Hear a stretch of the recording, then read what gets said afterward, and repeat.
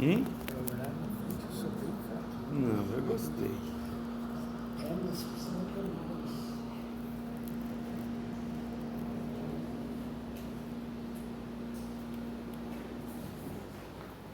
Pronto, com o papel certo agora.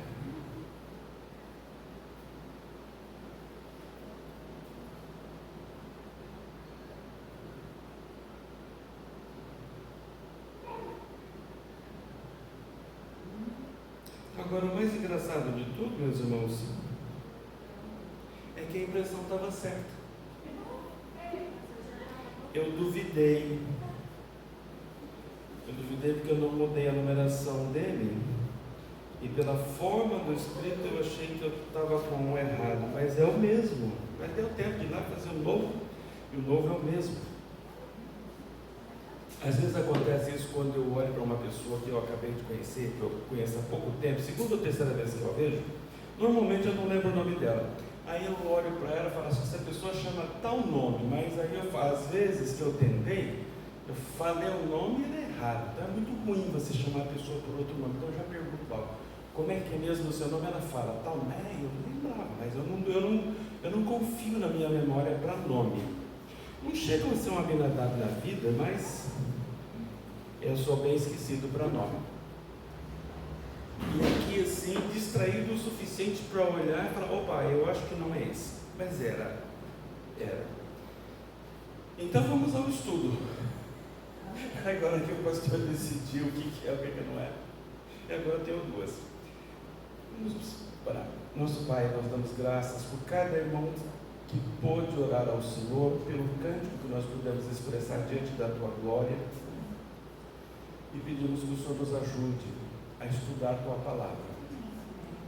O Teu servo precisa de graça do Senhor para isso, e o Teu povo precisa da graça, Senhor, para ouvir. Ajuda-nos, em nome de Jesus. Amém.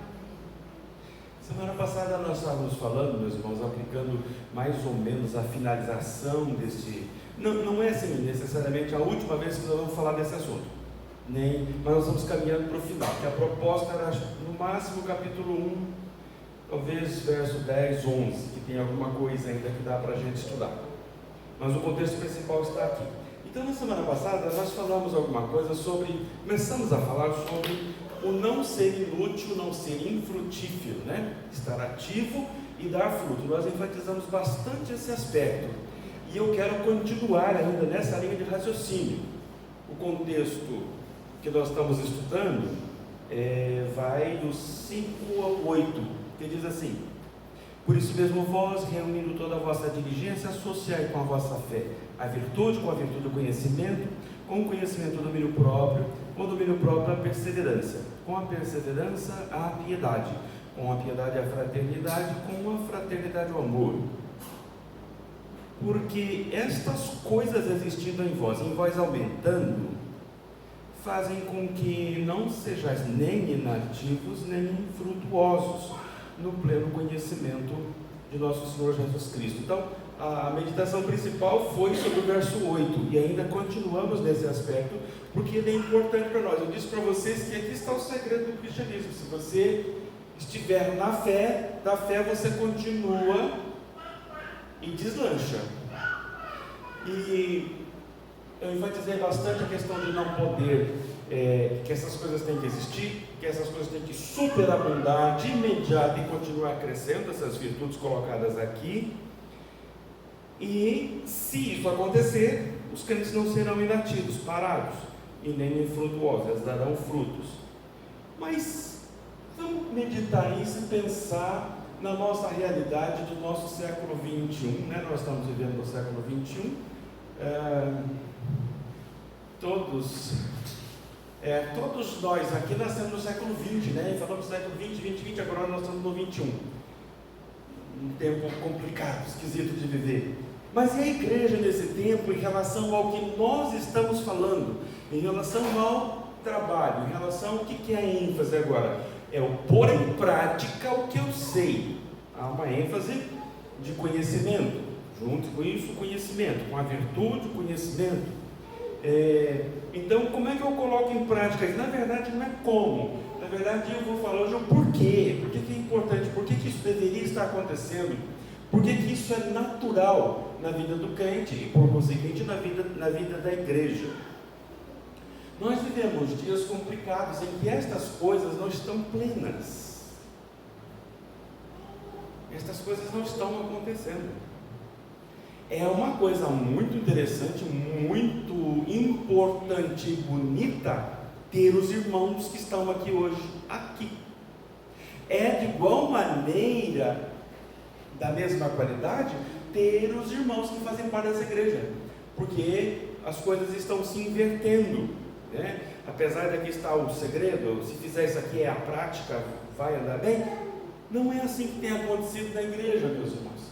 A implicação do que nós temos falado, especialmente do que nós falamos na semana passada, é: por que não acontece? A pergunta que eu quero que você pense é: por que essas coisas que nós falamos, estudamos essas virtudes, o não ser inativo, o ser operoso e frutuoso? Operoso quer dizer trabalhador, quem opera é trabalhar, operar é trabalhar, né? Cooperar é trabalhar junto. Por que então não está acontecendo como deveria? Cadê a pujança do cristianismo de Pedro? Vamos pensar aqui o cristianismo de Pedro, porque foi ele que nos ensinou essas coisas que nós estudamos. Há uma razão, uma explicação? Claro, e todas as vezes que eu me propuser a pregar aqui, salvo raríssimas exceções, eu vou estar repetindo o que você já sabe, com a ênfase que Deus terá colocado no meu coração para mostrar um rumo, uma importância. Mas os versículos vocês conhecem. O que é que muda aqui quando o pastor prega? A aplicação. O que ele pretende, o que ele quer mostrar, que valor ele quer fixar no seu coração, como está fixado no meu. Por que então a igreja não é operosa, ela não frutifica, os crentes têm pouco fruto? Onde terá acontecido a falha? Bom, eu vou olhar aqui na Bíblia. Nós primeiro eu proponho que os irmãos pensem numa coisa. Há algumas áreas da igreja cristã, alguns pedaços da igreja cristã na terra, que são lideradas por falsos profetas. Hoje, nos dias de hoje, há falsos profetas atuando. O Marcos capítulo 3, verso 22 explica isso. Jesus falou isso de modo especial quando ele pregou o sermão profético. Quando chama sermão profético, é aquele sermão que ele fez na porta do templo, quando os discípulos falaram: mestre, que construções lindas a casa de Deus de Jerusalém aqui para nós. Falou: isso vai cair tudo, viu?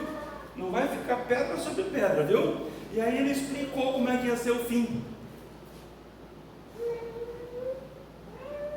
E ele diz que o fim é: pois surgirão falsos cristos. Sim, falsos cristos existem na terra, né? Pessoas que dizem que é Cristo. O Brasil tem o seu mais famoso Henrique Cristo. Mas não é só isso. Espiritualmente, às vezes há um falso espírito cristão, um falso Cristo espiritual.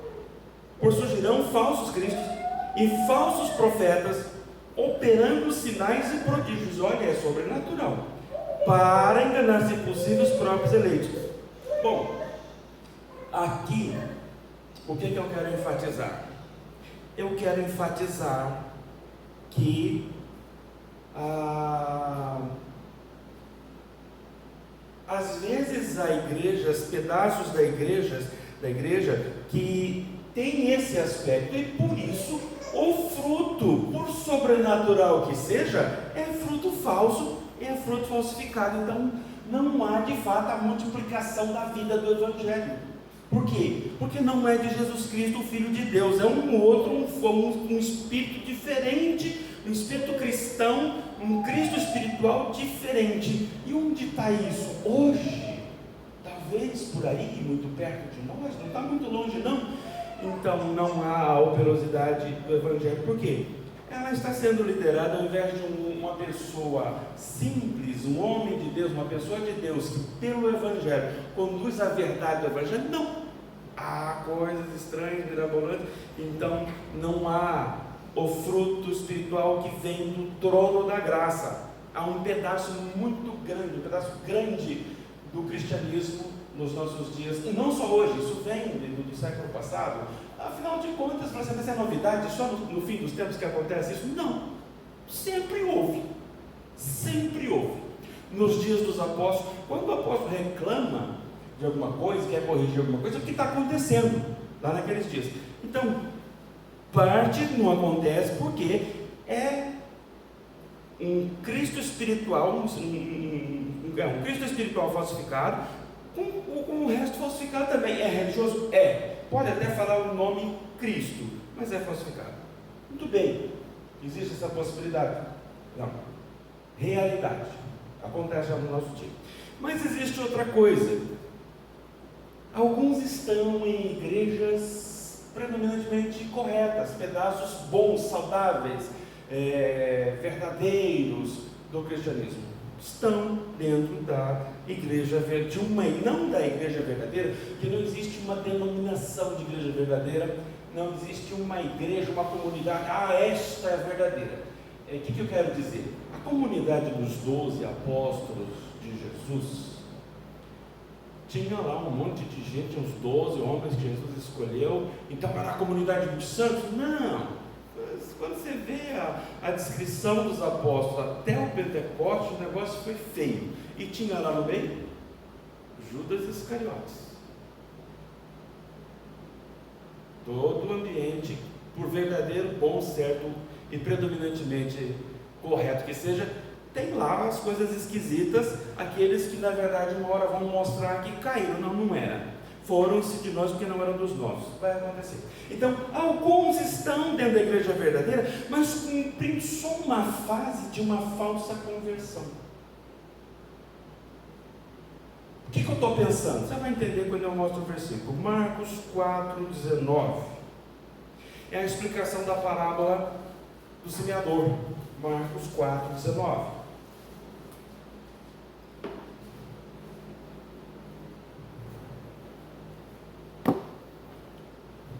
O texto diz: mas os cuidados do mundo, a fascinação das riquezas e as demais ambições, concorrendo aqui quer dizer disputando, sufocam a palavra, ficando ela infrutífera.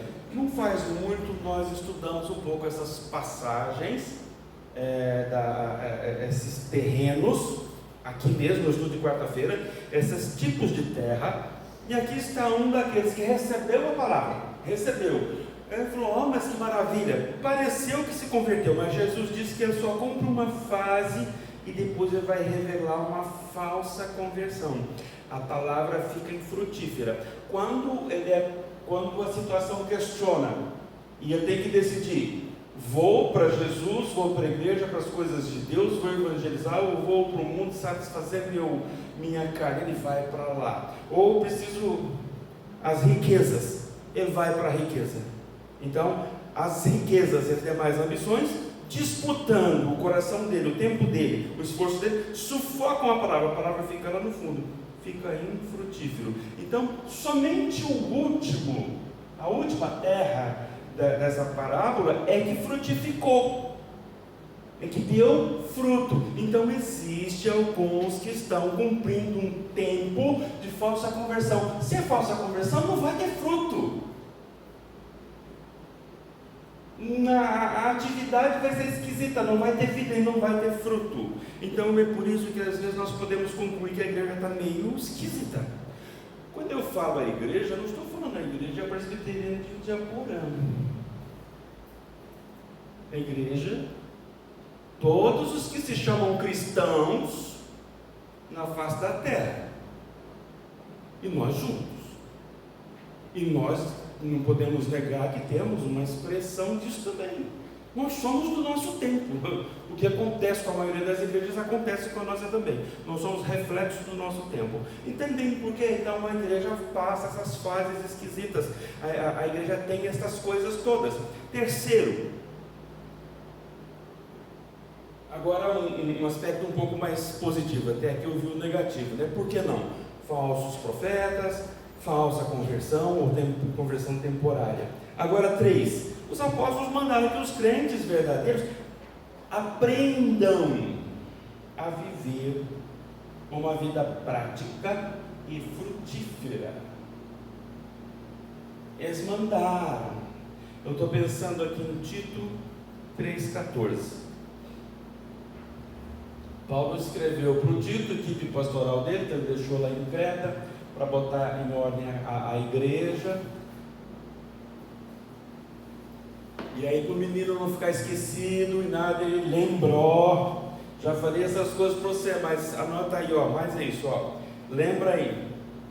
Ele está terminando, manda um monte de recomendações, cita as pessoas, mas no meio dessas recomendações e despedidas, ele fala: agora, quanto aos nossos, que aprendam também a distinguir-se, destacarem-se nas boas obras, a favor dos necessitados, para não se tornarem infrutíferos.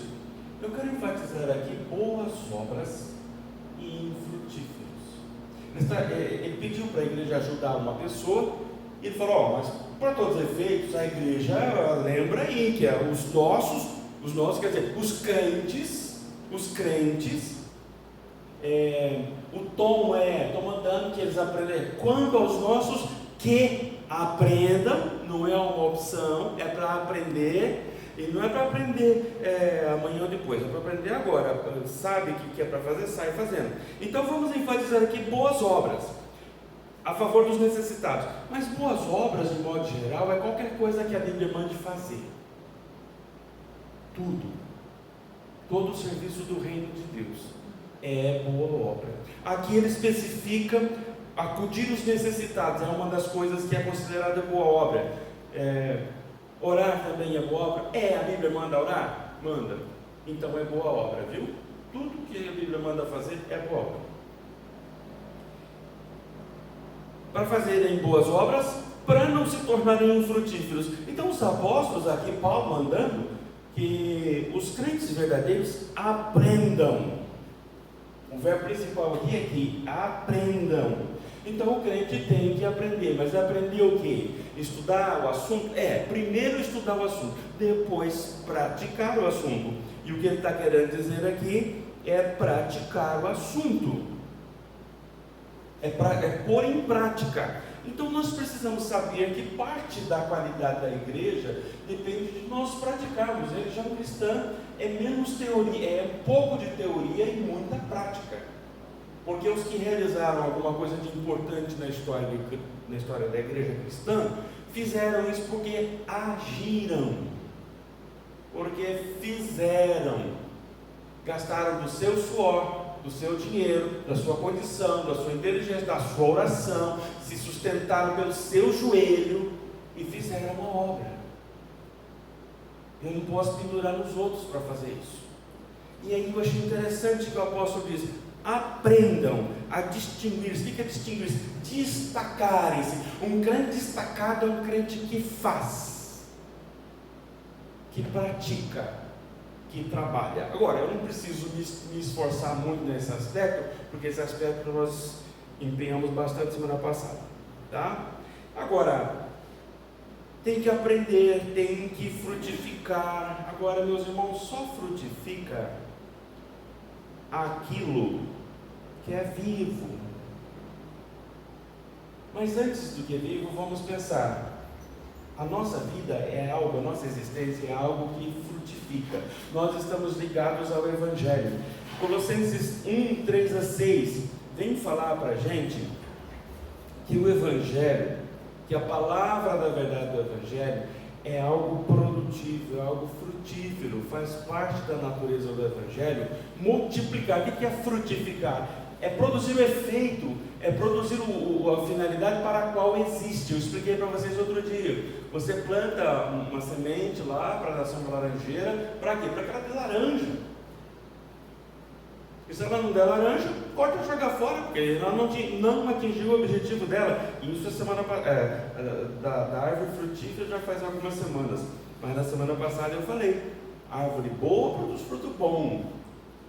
Se produzir fruto mal, também não serve. Mas isso é assunto da semana passada.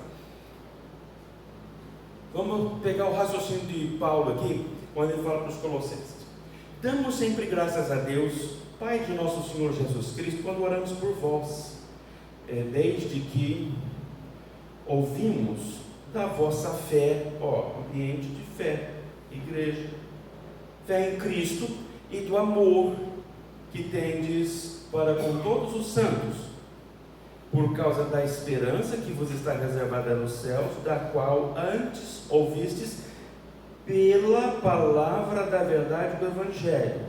Importante aqui, palavra da verdade do Evangelho. O Evangelho, seguinte, 6. O Evangelho que chegou até vós, como também em todo o mundo, está produzindo fruto e crescendo. Tal acontece entre vós, do mesmo jeito que acontece entre vós, desde o dia em que ouvistes e entendestes a graça de Deus na verdade. O que eu quero mostrar aqui? Evangelho não é estático. Quando o Evangelho é uma palavra de verdade, ele é a palavra da verdade. Quando essa palavra da verdade se torna semente que cai em boa terra, ele frutifica. É o sentido de que o Evangelho não é uma coisa que eu guardo para mim, eu tenho. Eu conheço o Evangelho de cor, eu conheço todas as palavras de Jesus, maravilha. Isso é grande coisa, mas ela não é uma coisa para guardar, que ela frutifica. O que é frutificar? É multiplicar. Quando Deus criou as frutas, Ele colocou nelas sementes, frutos que hajam sementes dentro deles. Para quê? Para quê? Para você pegar a semente e jogar de novo, e plantar de novo, né? Me contaram que Dona Alvimar comia os mamões dela e catava as sementes e jogava. Tem 20 pezinhos de mamão lá. Né? E fora as outras árvores maiores, frutíferas, que o reverendo Abinadab plantou. Né? O reverendo Abinadab é um amigo chegado meu. Nós somos bons amigos. Então tem lá, tem que plantar. Semente, multiplica, frutifica. Deu fruto, ele tem um potencial. Deu um fruto, você pegou um fruto na mão, ele tem um potencial de multiplicação. Cada semente que ele tem dentro de si, ela tem um potencial de dar outra árvore como aquela. Joga a semente, alguma nasce. Então o Evangelho frutifica, está produzindo fruto e crescendo. O que está produzindo fruto e crescendo? A palavra da verdade do Evangelho. Meus irmãos, nós somos essas pessoas que fomos semeados com o Evangelho. Então, o Evangelho, só por existir dentro de nós, deveria estar acontecendo um impulso, alguma coisa nos movendo em nós, de dentro para fora, para mexer, fazer alguma coisa certa, alguma coisa do Evangelho, alguma coisa do reino de Deus. Então, tinha que estar acontecendo isso. Tem alguma coisa neutralizando, parando o poder da vida, da semente. Existem os produtos químicos aí que neutralizam sementes, né?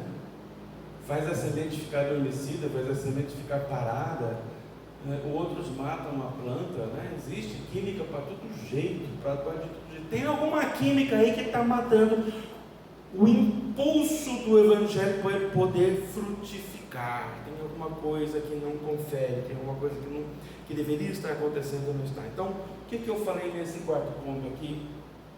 É da natureza do Evangelho ser frutífero, multiplicador, ampliador, alastrador. Ele vai se alastrando. Então, ele deve produzir fruto. Disso aqui, eu vou um pouquinho para frente. Então vou afirmar para vocês que o Evangelho é vivo. Ele tem vida dentro dele.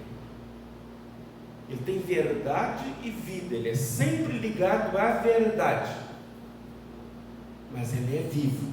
Ele se mexe. Ele aumenta. Ele multiplica. Ele transforma. O que é vivo se transforma, desenvolve e cresce. Então o que é vivo é dinâmico. Então vejamos o que Jesus disse a respeito do Evangelho da vida eterna. João 17:3.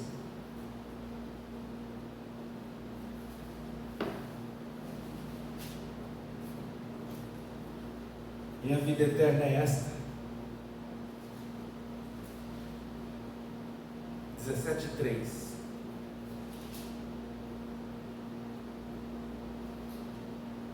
E a vida eterna é esta, que te conheçam a ti, o único Deus verdadeiro, e a Jesus Cristo, a quem enviaste. E a vida eterna é que te conheçam a ti. O que é a vida eterna? O que é a vida? A vida é essa, que te conheçam, o Deus. Então, quando através do Evangelho nós conseguimos conhecer Deus, presta atenção, conhecer Deus é diferente de conhecer a Bíblia. Oh, que grande heresia, pastor, que absurdo esse, você já pode parar, descer e não aparecer nunca mais aqui. Eu não sei porque nós ficamos viciados e travados que conhecer a Deus é conhecer a Escritura. Conhecer a Escritura é conhecer o livro. Quando o que eu conheço da Escritura não se torna vivo dentro de mim, e se através da Escritura eu não conheço pessoalmente Deus, o processo não concluiu. Jesus falou: a vida eterna é que te conheçam a ti e a Jesus Cristo. Não é conhecer o Evangelho, não é conhecer a Escritura, não é conhecer a igreja, é conhecer a Deus diretamente, pela experiência da oração, pela resposta da oração, pela adoração viva, afetiva, quando você consegue amar ao Senhor, dar afeto e receber dele. É essa a questão. Um monte de gente acha que isso não pode acontecer, é impossível e nem deve acontecer. Então o Evangelho está errado, a Bíblia está errada. É conhecer a pessoa dele, se vira, conheça, mas não, aí a correção, não sem a Escritura. Sem a Escritura você chega no espírito errado. Com a Escritura sim, mas se a tua experiência religiosa sai daqui, bate no livro e acabou, como livro Deus, como livro Cristo, como livro o Espírito Santo. E a ênfase dele é conhecer a pessoa de Cristo, conhecer a pessoa de Deus, conhecer a pessoa de Cristo, mas com o Evangelho. O Evangelho traz essa vida. Ele diz: a vida eterna. Quem não conhecer a pessoa de Deus, quem não conhecer a pessoa de Cristo, diferente, não sem, mas eu quero dizer não só, mas com a Escritura conhecer Deus, com a Escritura conhecer Jesus, com a Escritura conhecer o Espírito Santo, não tem a vida eterna. Agora, tudo começa pelo Evangelho, que traz vida e vida eterna. Mas o que eu quero dizer o processo é além. O processo vai além. Quando chegar lá, bateu no trono de Deus, ligou, agora o processo está certo. Mas aí eu não preciso mais da Escritura. Aí é que a Escritura começa a ter utilidade. Aí que a Escritura presta. Aí é que ela é a voz de Deus. Mas antes disso ela é o quê? Um livro de religião, que fala bastante coisa interessante, que pode ensinar o ser humano em muitas coisas. Mas ela só é vivo, ela só traz vida eterna quando esse processo conclui lá. Então, o Evangelho é vivo, é vida eterna, porque através dele, podemos conhecer o Deus único e verdadeiro. Através dele e através de Jesus podemos conhecer o Deus único e verdadeiro. Então, através do Evangelho conhecemos a Jesus Cristo. Através do Evangelho de Jesus Cristo conhecemos a Deus. E se isso acontecer, então temos o quê? A vida eterna. Porque a vida eterna é esta, que te conheço. Então o Evangelho se multiplica, é frutuoso, está produzindo fruto. E o que é o Evangelho? O Evangelho é vida eterna, porque nos permite conhecer, nos dá a possibilidade de conhecer a Trindade, Deus Pai, Deus Filho, Deus Espírito Santo. É o Evangelho que possibilita esta realidade para nós. Mas nós precisamos entender a questão do processo, tá? Faço essa distinção. E, meus irmãos, quando nós nos livramos dos falsos profetas, quando nós não somos dos que estão guardando uma fase numa falsa conversão, não, somos convertidos verdadeiros, aí nós conseguimos aprender a nos distinguir, a nos destacar com boas obras. E quando o Evangelho em nós, por ser vivo, por ter a vida eterna, está produzindo fruto, aí nós temos a condição, a possibilidade de passar a viver de modo digno do Senhor. Aí o processo, aí o desenvolvimento temporal da nossa vida pode chegar nessa conclusão. Eu estou pensando em Colossenses e agora. Eu escrevi, mas não escrevi o capítulo. 1, 9 a 11. Tirei um ponto aqui. Anotei, tirei o ponto do lugar, ficou Colossenses 19, 11, não tem 19, então é Colossenses 1, de 9 a 11. Pronto. Por esta razão,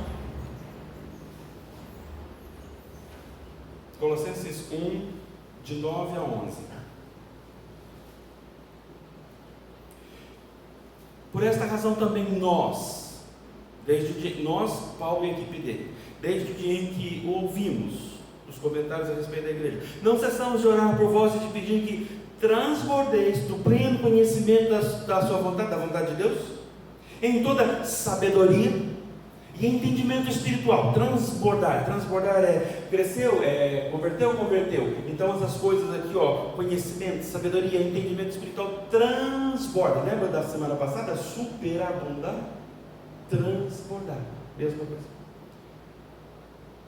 A fim de viver de modo digno do Senhor, para o seu inteiro agrado, frutificando, olha, frutificar aqui de novo, em toda boa obra, e crescendo no pleno conhecimento de Deus, sendo fortalecidos com todo o poder, segundo a força da sua glória, em toda a perseverança e longanimidade com alegria. O processo está completo aqui, né? Converte, o Evangelho é vivo, frutifica, o conhecimento que nós estudamos no decorrer dessas últimas escolas, dessas últimas quartas-feiras, conhecimento, sabedoria, entendimento espiritual, verso 10, tá? Para viver de modo digno, adequado, que encaixa, digno, modo digno, quer dizer, deveria ser quase merecedor, mas não é o caso, de modo adequado, estar no nível que importa, de modo digno do Senhor. Há uma frase que vocês escutam eu falar aqui, é ser o tipo de crente que Jesus quer que exista na terra, é estar no nível adequado, e isso é estar vivendo de modo digno. Que jeito? Para o seu inteiro agrado. E como é que Jesus gosta disso? Como é que é o agrado de Jesus?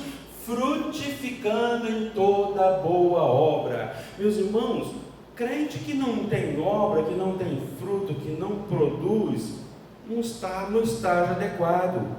Precisa verificar o que é que impede, o que é que está acontecendo. Vocês perceberam? Frutificar, boa obra, crescer e conhecimento de Deus. Repete, vocês perceberam que isso repetiu hoje? Em versículos diferentes. Conhecimento da pessoa de Deus, tudo está junto. Se faltar uma das coisas, não tem fruto. Se faltar, não tem fruto. Então você precisa entender que você precisa estar no ponto, você precisa viver do modo digno do Senhor. É a sua parte, você precisa estar operoso. Aí você fala assim: pastor, eu venho na igreja, tá bom, né? A igreja não é a principal obra do reino de Deus. Pastor, então não precisa vir na igreja? Precisa.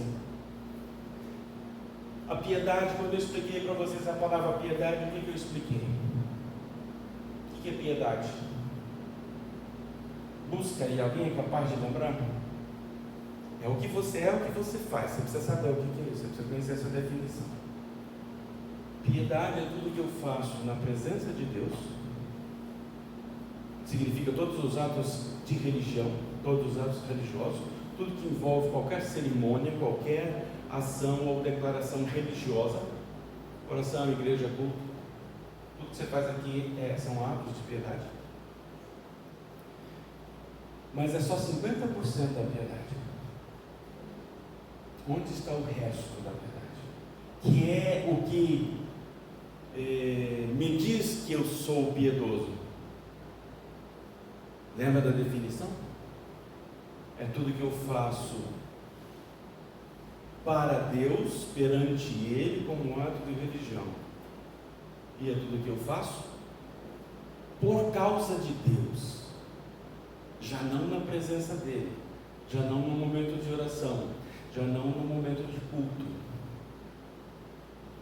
É quando eu me levanto da oração, é quando eu saio, eu me levanto da leitura da Escritura, leitura devocional da Escritura, é quando eu saio do culto, é quando eu não estou mais naquele momento de devoção, de cerimônia religiosa, de cerimonial, algum ritual cerimonial religioso. Agora eu estou, eu e o que está aqui ao meu redor e tudo que eu tenho que fazer, é quando eu faço isto por causa de Deus. E o que é a segunda parte, o por causa de Deus? É a boa obra. Eu vou exemplificar por que só vir à igreja não me torna um cristão adequado.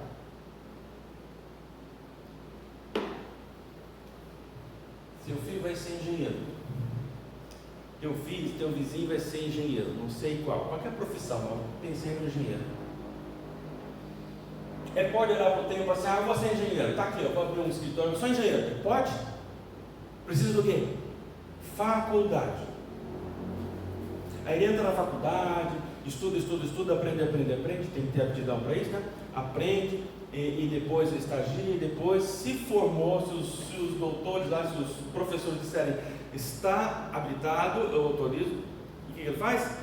Aí pode abrir um escritório de engenharia, arranjar um emprego de engenheiro, e ele pode então trabalhar, fazer.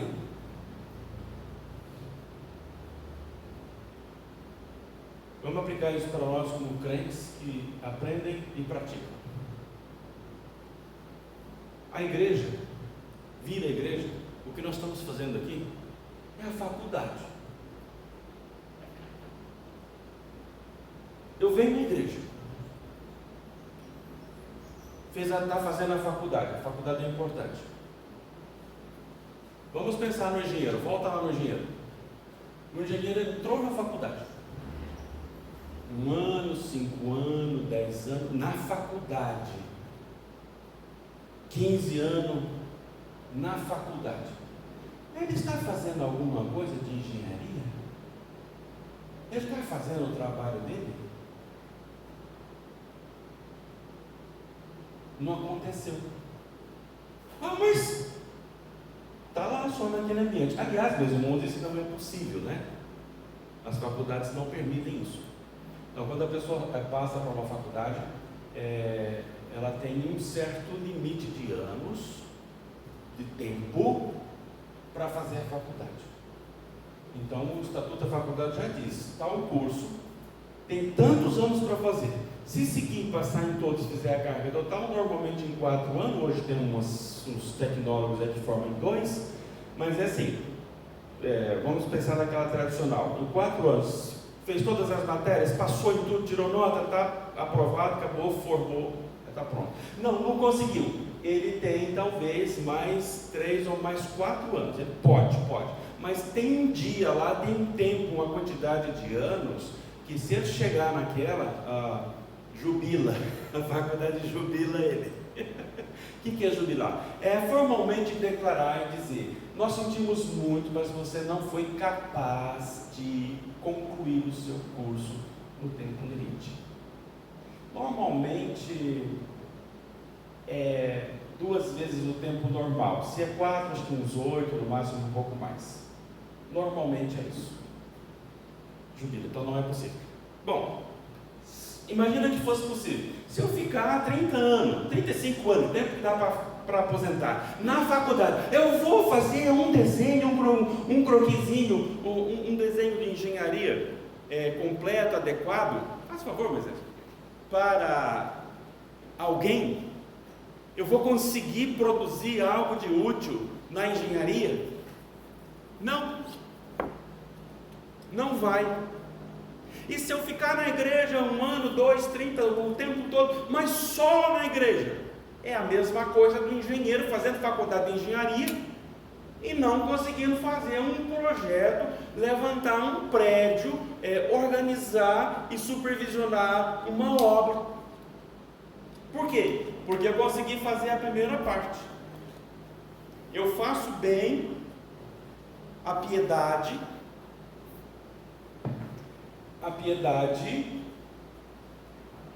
o que eu faço para Deus, na presença de Deus.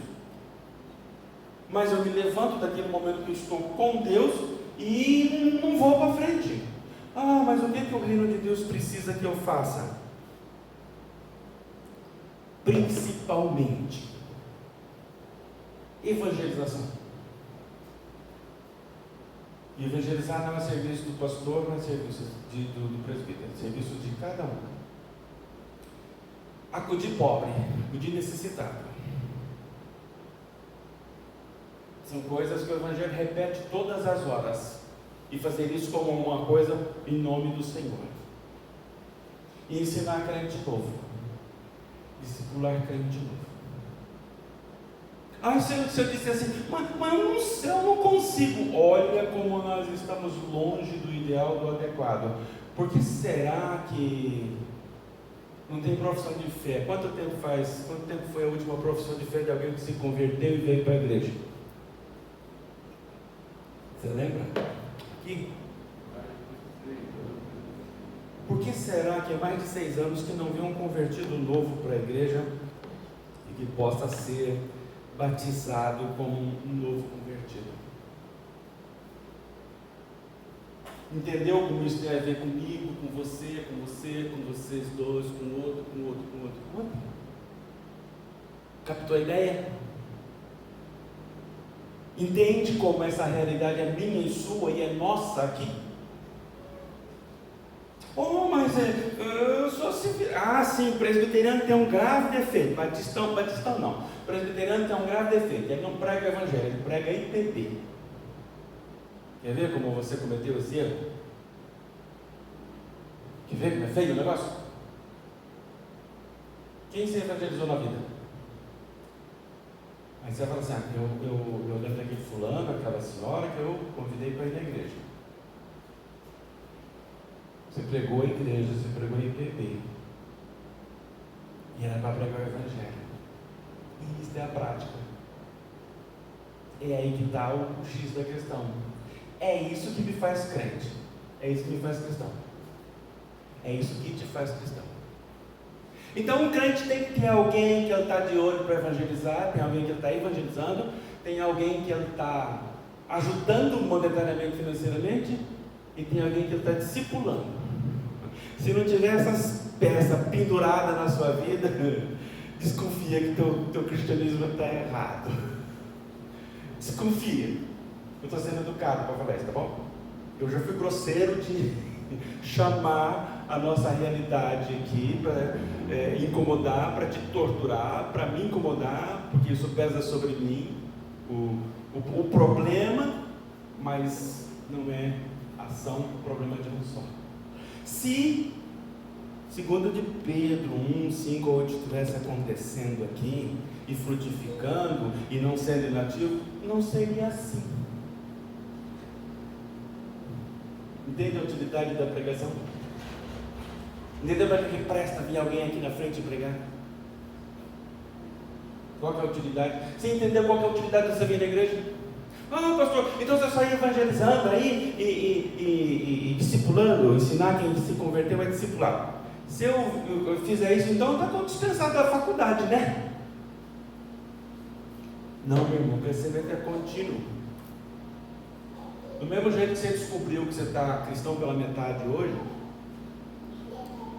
semana que vem ou no mês que vem você vai descobrir que outro pedaço da tua vida está torto, que precisa endireitar. Entendeu? Isso acontece comigo, por isso que eu falo para vocês que é assim, eu sei que é assim. De vez em quando eu levo cada susto comigo mesmo, a meu próprio respeito, para ser honesto com vocês. me perdoa, mas não era para estar assim? Aí eu tenho que estar torto, está errado. Então, meus irmãos, nós precisamos dar um jeito. No século XX para cá, na segunda metade do século XX, 90 em diante, até 80 ainda era um negócio interessante, ainda tinha evangelização. Agora não tem mais. E quem se converteu não aprendeu a evangelizar, parou. A Bíblia fala, faz, boa obra, vai, ide. Por que não acontece? Tem algum glicosado aí matando a semente. Ou será que a nossa semente já nasceu ruim e ela não serve para isso? Eu disse para vocês, tem a possibilidade do falso profeta, tem a falsa conversão, tem um monte de coisa. Mas nós precisamos aprender. O Evangelho, mas sim, o Evangelho por natureza é frutuoso. Por natureza. Então, se o Evangelho está em mim, está em você, você tinha que estar pulando que nem pipoca aí no serviço.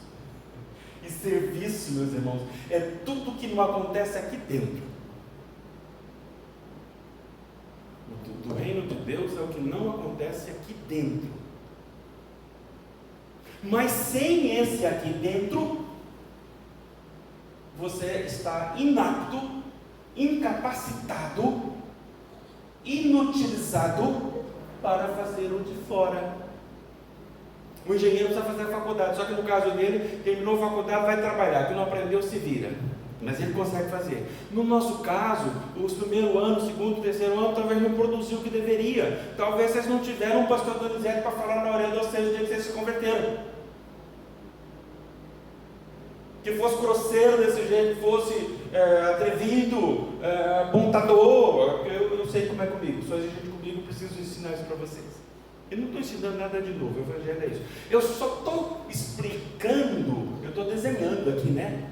Do jeito que é, e mostrando que a nossa realidade reflete a nossa inutilidade, que eu me incluo. Mas tem 3 pessoas que eu estou pendurado comigo aqui, ensinando, correndo, tá certo? O que eu digo para vocês eu estou fazendo. Não é para fazer propaganda. É porque quando a gente ensina alguma coisa de um modo mais firme, você faz. Primeira coisa que a gente diz, você faz. Então, me perdoem a falta de modéstia de dizer isso. E então, meus irmãos, não durmam em paz hoje. Não vamos sossegar para casa. Tem muita coisa urgente que precisa acontecer. Tem muita coisa urgente, muita coisa atrasada que precisa mudar. Tem um rumo histórico que está para o lado errado. Existe um impedimento, uma situação que não vai. Mas precisa ir.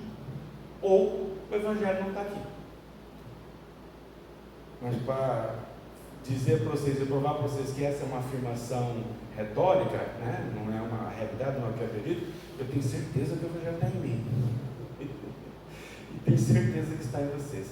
Só tem algumas coisas aí que os nossos aprendam.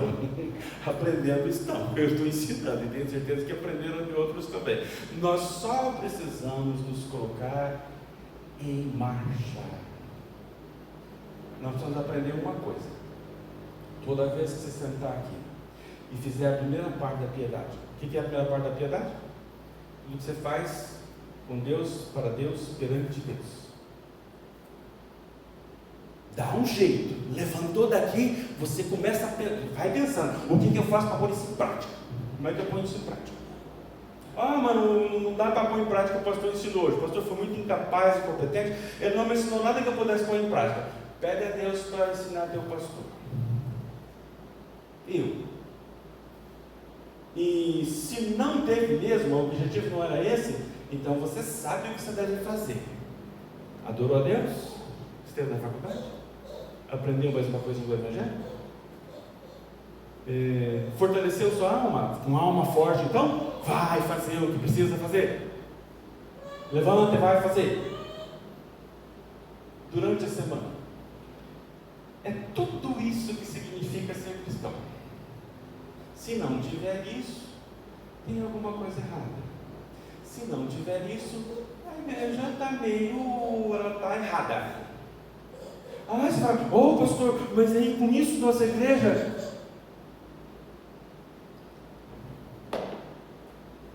Toda a igreja está assim. Todas as presbiterianas, salvo poucos exemplos, poucos exemplos de igrejas que têm potencial realmente de crescer. Raras as igrejas que estão no seu potencial pleno. A maioria vai assim, esquisitinho. A maioria de 70% das igrejas. Por quê? Não sei. Se eu soubesse, eu estava consertando. Eu só sei que está. E pelo que eu sei do Evangelho, pelo que eu sinto do Evangelho, pelo que eu sei que ele faz na minha vida, isso não está certo. Bom, culpa de quem? Cabe a este pensamento. Você só pode colocar para si esta pergunta e este questionamento. Onde eu, cidadão individual, estou falhando? Onde eu não estou fazendo isso que eu entendi? Você sabe, você está careca de saber, você sabe tudo isso que eu falei. Talvez nenhum pastor foi deselegante do jeito que eu sou. Talvez seja isso. E você vai se perguntar, onde eu, individual, não estou fazendo a segunda parte da minha piedade. A somatória de tudo isso faz a igreja. A somatória atual é essa. Mas nós estamos aqui para crescer, como indivíduos. Nós estamos aqui para ser igreja, para evangelizar. Nós estamos aqui porque a palavra de Deus é viva, eficaz, é poderosa, é santa, é tudo isso aí mesmo. O Espírito Santo está aí para garantir todas essas coisas. Nós estamos dizendo sim para Ele. Bom, se você tiver mais um sermão nos 40 minutos, os irmãos me perdoem, por favor. Vamos orar.